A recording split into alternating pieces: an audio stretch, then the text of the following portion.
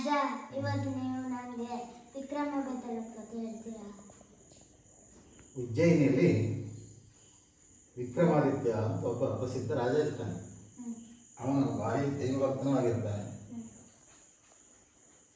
ಅವನಿಗೆ ಒಂದು ಸಾರಿ ಕಾಳಿಕಾದೇವಿ ಒಲಿದಿರ್ತಾಳೆ.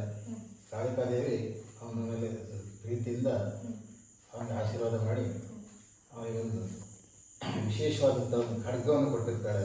ಚಂದ್ರಹಾಸ ಅಂತಿರುತ್ತೆ. ಆ ಖಡ್ಗವನ್ನು ಹಿಡಿದು ಅವನು ಯುದ್ಧಕ್ಕೆ ಹೊರಟಾಗ ಯಾವ ರಾಜರು ಅವನಿಗೆ ಎದುರಿಸಲು ಸಾಧ್ಯ ಆಗೋದಿಲ್ಲ. ಅವನು ಚಕ್ರಾಧಿಪತಿ ಆಗ್ತಾನೆ ಅಂತ ಹೇಳಿ ಅವಳ ಆಶೀರ್ವಾದ ಮಾಡಿ ಅವನಿಗೆ ಆ ಶಸ್ತ್ರವನ್ನು ಕೊಟ್ಟಿರ್ತಾಳೆ, ಚಂದ್ರಹಾಸ ಅನ್ನೋ ಖಡ್ಗವನ್ನು. ಅವನು ಉತ್ತಮ ರೀತಿಯಲ್ಲಿ ರಾಜ್ಯವನ್ನು ಪಾಲಿಸ್ಕೊಂಡು ಬರ್ತಾ ಇರ್ತಾನೆ. ಅವನಿಗೆ ಒಬ್ಬ ಮಂತ್ರಿ ಇರ್ತಾನೆ, ಅವನ ಹೆಸರು ಭಟ್ಟಿ ಅಂತ. ಆ ಭಟ್ಟಿ ಅಂತ ಹೇಳೋನು ಕೂಡ ಬಹಳ ಬುದ್ಧಿವಂತ. ಅವನು ಇವನಿಗೆ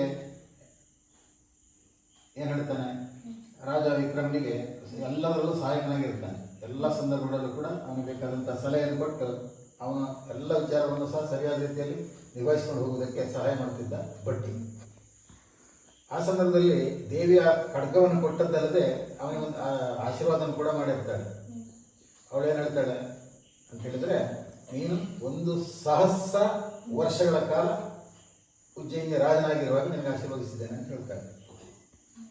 ಅವನು ಸಂತೋಷದಿಂದ ಬಂದು ಭಟ್ಟಿ ಅಂತ ಹೇಳ್ತಾನೆ, ನೋಡು ಭಟ್ಟಿ, ನನಗೆ ದೇವಿ ಆಶೀರ್ವಾದ ಮಾಡಿದ್ದಾಳೆ. 1,000 ವರ್ಷ ನಾನು ರಾಜನಾಗಿ ಉಜ್ಜಯಿನಿಯನ್ನು ಆಳ್ಕೊಂಡಿರ್ಬೇಕು ಅಂತ ಅವಳು ಆಶೆ ಪಟ್ಟಿದ್ದಾಳೆ. ಅವಳು ಅದೇ ರೀತಿ ನನಗೆ ಆಶೀರ್ವಾದ ಮಾಡಿದ್ದಾಳೆ ಅಂತ. ಆವಾಗ ಭಟ್ಟಿ ಹೇಳ್ತಾನೆ, ಹಾಗಾದರೆ ನೀನು 2 ವರ್ಷ ಕಾಲ ಇದಾಗಿರುವ ಸಾಧ್ಯತೆ ಇರುತ್ತೆ, ಈ ರಾಜ್ಯವನ್ನು ಆಳ್ಕೊಂಡಿರುವ ಸಾಧ್ಯತೆ ಇದೆ. ಅದೇ ಹಾಗೆ 1,000 ವರ್ಷ ಅಂತ ಹೇಳಿದ್ದಾರೆ ಅವರು, ನೀವು 2,000 ವರ್ಷ ಅಂತಿಲ್ಲ. ಅವಾಗ ಹೇಳ್ತಾನೆ, ನೋಡಿ ಮಹಾರಾಜ, ನಿನಗೊಂದು ಸಲಹೆ ಕೊಡ್ತೇನೆ. ನೀನು 6 ತಿಂಗಳು ರಾಜ್ಯಭಾರ ಮಾಡು, 6 ತಿಂಗಳು ದೇಶಾಟನೆ ಮಾಡು, ದೇಶ ಪರ್ಯಟನೆಗೆ ಹೋಗು, ದೇಶವರ ಪುಣ್ಯ ಕ್ಷೇತ್ರಗಳಿಗೆಲ್ಲ ಹೋಗಿ ಬಾ. ಹೀಗೆ ಮಾಡ್ತಾ ಇದ್ರೆ ಏನಾಗುತ್ತೆ, 1 ವರ್ಷದಲ್ಲಿ 6 ತಿಂಗಳು ಮಾತ್ರ ನೀನು ರಾಜ್ಯಭಾರ ಮಾಡ್ತೀವಿ. ಉಳಿದ 6 ತಿಂಗಳು ತಿರುಗಾಟದಾಗಿದ್ದಾಗ ನೀನು ರಾಜ್ಯಭಾರ ಮಾಡಿದಾಗ ಆಗೋದಿಲ್ಲ. ಆವಾಗ ನಿನಗೆ 2,000 ವರ್ಷ ರಾಜ್ಯಭಾರ ನಡೆಸೋದಕ್ಕೆ ಒಂದು ಅವಕಾಶ ಆಗುತ್ತೆ ಅಂತ ಬುದ್ಧಿವಂತಿಕೆ ಹೇಳ್ತಾನೆ. ಅವನಿಗೆ ಖುಷಿ ಆಗುತ್ತೆ, ಅವನು ಹಾಗೆ ಮಾಡ್ತಿರ್ತಾನೆ. ರಾಜ ವಿಕ್ರಮ ಒಂದಿನ ತನ್ನ ಆಸ್ಥಾನದ ಸಭೆಗಳನ್ನೆಲ್ಲ ಸೇರಿಸ್ಕೊಂಡು ಸಭೆ ನಡೆಸ್ತಿರ್ತಾನೆ. ಅವಾಗ ಅಲ್ಲಿ ಒಬ್ಬ ಋಷಿ ಬರ್ತಾನೆ, ಸನ್ಯಾಸಿ. ಆ ಸನ್ಯಾಸಿ ಬಂದದ್ದನ್ನು ನೋಡಿ ಅವನಿಗೆ ಗೌರವಪೂರ್ವಕವಾಗಿ ಅವನ ಕಾಲದಲ್ಲಿ ಕೂರಿಸ್ಕೊಂಡು, ನೀವು ನನ್ನನ್ನೇ ನೋಡ್ಲಿಕ್ಕಾಗಿ ಬಂದ ಹಾಗಿದೆ, ಏನು ವಿಶೇಷ, ನನ್ನಿಂದ ಏನಾಗಬೇಕು ಕೇಳಿ ಅಂತ ಹೇಳ್ತಾನೆ. ಆವಾಗ ಆ ಋಷಿ ಕಣ್ಣೀರು ಹರಿಸ್ತಾ ಹೇಳ್ತಾನೆ, ನನಗೆ ತುಂಬ ತೊಂದರೆ ಆಗಿದೆ ಮಹಾರಾಜ. ನಾನು ಯಾವುದೇ ಒಂದು ಯಜ್ಞ ಯಾಗವನ್ನು ಮಾಡಲಿಕ್ಕೆ ಹೊರಟರು ನನ್ನ ಆಶ್ರಮದ ಸಮೀಪದಲ್ಲೇ ಒಂದು ವೃಕ್ಷದಲ್ಲಿ ಒಂದು ಬೇತಾಳ ಇದೆ. ಅದೊಂದು ಶವದಲ್ಲಿ ಯಾವಾಗಲೂ ನೇತಾಡ್ತಾ ಇರುತ್ತೆ. ಆ ಬೇತಾಳ ನನ್ನ ಎಲ್ಲ ಕಾರ್ಯಕ್ರಮಗಳಿಗೂ ತೊಂದರೆ ಕೊಡ್ತಾ ಇದೆ. ಅದಕ್ಕೆ ಆ ಬೇತಾಳವನ್ನೊಂದು ನಿವಾಸಿ ಕೊಡಬೇಕು ನನಗೆ, ಅದನ್ನೊಂದು ಉಪಕಾರ ಮಾಡ್ಬೋದಾ ಅಂತ. ಆಯ್ತು, ನಾನು ನನ್ನ ಸೇನೆ ಕಳಿಸ್ತೇನೆ. ನನ್ನ ಸೇನಾ ಸಮೇತನಾಗಿ ನಾನು ನನ್ನ ಸೇನಾಧಿಕಾರಿಯನ್ನು ಕಳಿಸಿಕೊಡ್ತೇನೆ. ಅವನು ನಮ್ಮ ಸೇನಾಪತಿ ಆ ಬೇತಾಳವನ್ನು ನಾಶ ಮಾಡಿ ಬರ್ತಾನೆ. ಅವಾಗ ಹೇಳ್ತಾನೆ, ಅದು ಹಾಗಾಗೋದಿಲ್ಲ. ಯಾಕೆ, ಅದನ್ನು ನಾಶ ಮಾಡಬೇಕಾದ್ರೆ ಅದನ್ನು ತಗೊಂಡು ಬಂದು ನನ್ನ ಆಶ್ರಮದಲ್ಲಿರುವಂಥ ಕಾಳಿಕಾದೇವಿಯ ಮಂದಿರ ಇದೆ ಆಶ್ರಮದಲ್ಲಿ, ಆ ಮಂದಿರದವರೆಗೆ ಅದನ್ನು ತಗೊಂಡು ಬರಬೇಕು. ಮಂದಿರದಲ್ಲಿ ಅದನ್ನು ನಾಶಪಡಿಸ್ಬೇಕು. ಅದಕ್ಕಾಗಿ ನೀನು ಅದನ್ನು ಅಲ್ಲಿವರೆಗೆ ತರೋದಕ್ಕೆ ನಿನ್ನ ಸೇನೆ ಎಲ್ಲ ಕಳಿಸಿದ್ರೆ ಆಗೋದಿಲ್ಲ. ಅದು ಭಾಳ ಬುದ್ಧಿವಂತ. ಅದು ಏನೇನೋ ಪ್ರಶ್ನೆಗಳನ್ನ ಕೇಳಿ ತಪ್ಪಿಸ್ಕೊಳ್ಳುತ್ತೆ ಬರೋದನ್ನ. ಹೌದು, ಅದೇ ಹಾಗೆ ಅದು ಅಲ್ಲಿ ಪ್ರತಿ ಸಾರಿ ಒಂದಂತ ಯಾರೇ ರಾಜಕುಮಾರ ಪ್ರಯತ್ನ ಮಾಡಿದರೂ ಸಹ ಇಲ್ಲಿವರೆಗೆ ಮಾಡಲಿಕ್ಕೆ ಆಗಲಿಲ್ಲ. ಯಾಕೆಂತ ಹೇಳಿದರೆ ಅದಲ್ಲಿ ಹೇಳುತ್ತೆ, ನಾನೊಂದು ಪ್ರಶ್ನೆ ಕೇಳ್ತೇನೆ, ನಾನು ಕತೆ ಹೇಳ್ತೇನೆ ಅನ್ನತ್ತೆ. ಕಥೆಯನ್ನು ಹೇಳಿ ಮುಗಿಸಿದ ಮೇಲೆ ಒಂದು ಪ್ರಶ್ನೆ ಕೇಳುತ್ತೆ ಕಥೆಗೆ ಸಂಬಂಧಪಟ್ಟ ಹಾಗೆ. ಆ ಪ್ರಶ್ನೆಗೆ ಉತ್ತರ ಗೊತ್ತಿದ್ದು ಹೇಳದೇ ಇದ್ದರೆ ನಿನ್ನ ತಲೆ ಸಹಸ್ರ ಹೋಳಾಗುತ್ತೆ ಅಂತ ಹೇಳುತ್ತೆ. ಆವಾಗ ಯಾವ ರಾಜಕುಮಾರ ಬಂದರೂ ಆ ಪ್ರಶ್ನೆಗೆ ಉತ್ತರ ಹೇಳಲೇಬೇಕಾಗುತ್ತೆ.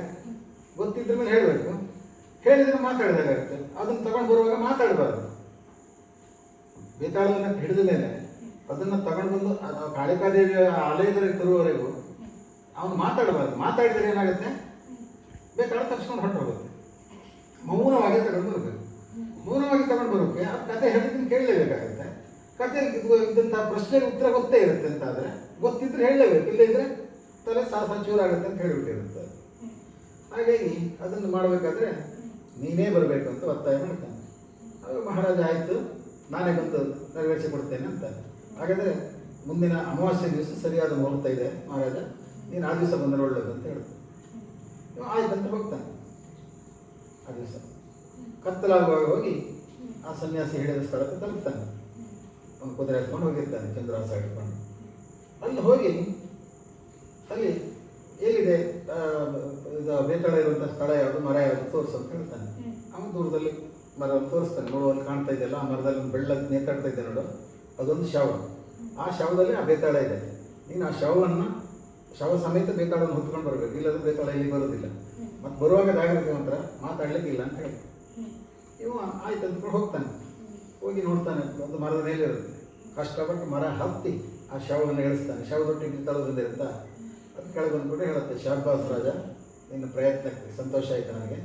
ಆದರೆ ನಿನ್ನ ಪ್ರಯಾಣ ಸುಖಕರವಾಗಲಿ, ಸುಮಾರು ದೂರ ನಡಿಬೇಕಲ್ಲ ನಿನಗೆ ನನ್ನನ್ನು ಹೊತ್ಕೊಂಡು, ನಿನಗೆ ಕಷ್ಟ ಆಗೋದು ಬೇಡ. ಅದಕ್ಕೆ ನಿನಗೆ ಪ್ರಯಾಸ ಆಗಿದ್ದಾಗೆ ಮಾರ್ಗಾಯಾಸ ಪರಿಹಾರಕ್ಕಾಗಿ ನಾನು ಕತೆ ಹೇಳ್ತೇನೆ ಅಂತ ಹೇಳುತ್ತೆ. ಮಾತ್ರ ಕಡೆಗೆ ದೊಡ್ಡ ಹೇಳುತ್ತೆ, ನೋಡು, ನಾನು ಕೇಳಿದ ಕಥೆಯಲ್ಲಿ ನನಗೊಂದು ಸಂದೇಹ ಬರುತ್ತೆ. ಆ ಸಂದೇಹಕ್ಕೆ ನಿನಗೆ ಉತ್ತರ ಗೊತ್ತಿದ್ದರೆ ನೀನು ಹೇಳಲೇಬೇಕು.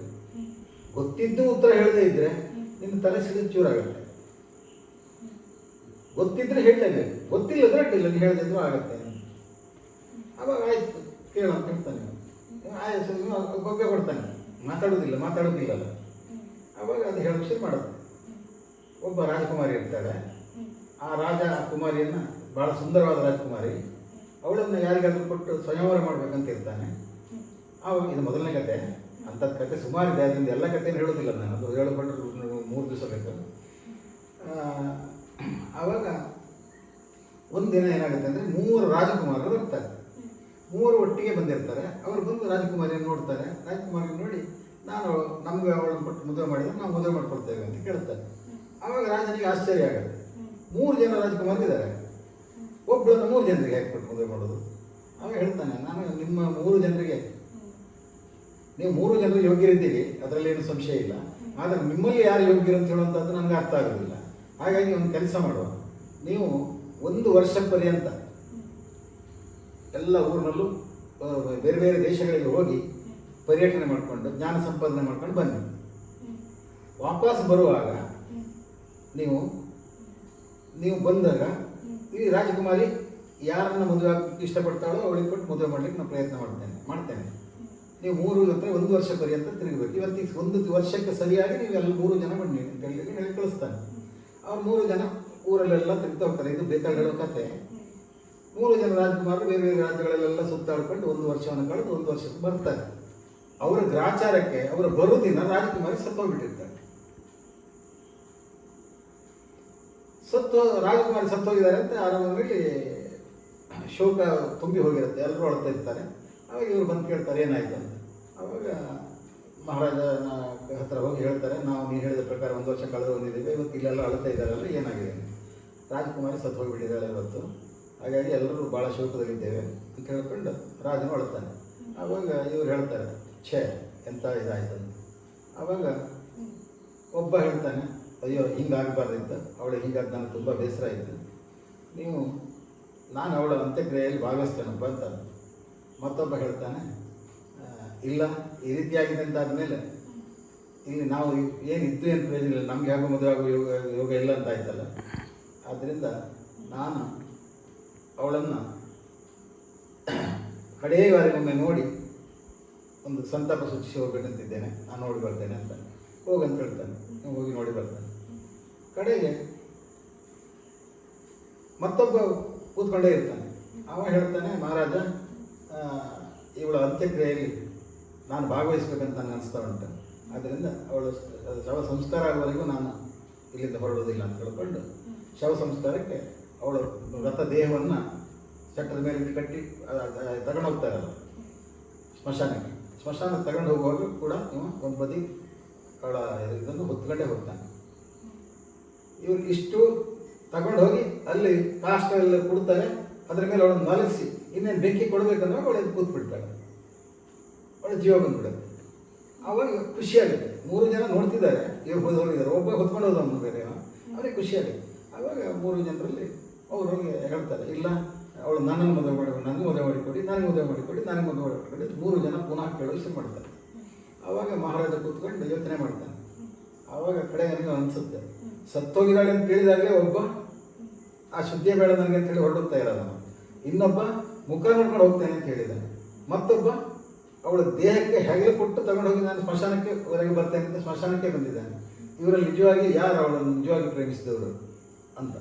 ಆವಾಗ ನೀವು ಯೋಚನೆ ಮಾಡ್ತಾನೆ, ಇಲ್ಲ ಇದರಲ್ಲಿ ಉಳಿದವರಿಬ್ಬರಿಗಿಂತಲೂ ನಿಜವಾಗಿ ಸ್ಮಶಾನಕ್ಕೆ ಅವಳನ್ನು ಹೊತ್ತು ತಗೊಂಡು ಹೋದವನೇ ಯೋಗ್ಯ ಅಂತೇಳಿ ಅವನಿಗೆ ಕೊಟ್ಟು ಮದುವೆ ಮಾಡಿದ ಅಂತ ಕಥೆ ಇರೋದು. ಆದರೆ ಅದು ಹೇಳೋದಿಲ್ಲ ಅದು ಯಾರಿಗೆ ಮದುವೆ ಮಾಡಿದ. ಈಗ 3 ಜನರು ಮದುವೆ ಕೇಳ್ತಾ ಇದ್ದಾರೆ. ಆದ್ದರಿಂದ ರಾಜ, ಈಗ ನನಗೊಂದು ಸಂಶಯ ಉಂಟು, ಇವರಲ್ಲಿ ನಿಜವಾಗಿಯೂ ಯಾರನ್ನ ಅವಳು ಮದುವೆ ಆಗಬೇಕು, ಅವಳನ್ನು ಯಾರಿಗೆ ಕೊಟ್ಟು ಮದುವೆ ಮಾಡಬೇಕು, ಇದೊಂದು ಸಮಸ್ಯೆ ಬಂದಿದೆ ನನಗೆ, ನೀವು ಉತ್ತರ ಹೇಳಬೇಕು ಅಂತ ಕೇಳೋದು. ಇವನಿಗೆ ಸ್ಪಷ್ಟವಾಗಿ ಗೊತ್ತಿದೆ ವಿಕ್ರಮನಿಗೆ.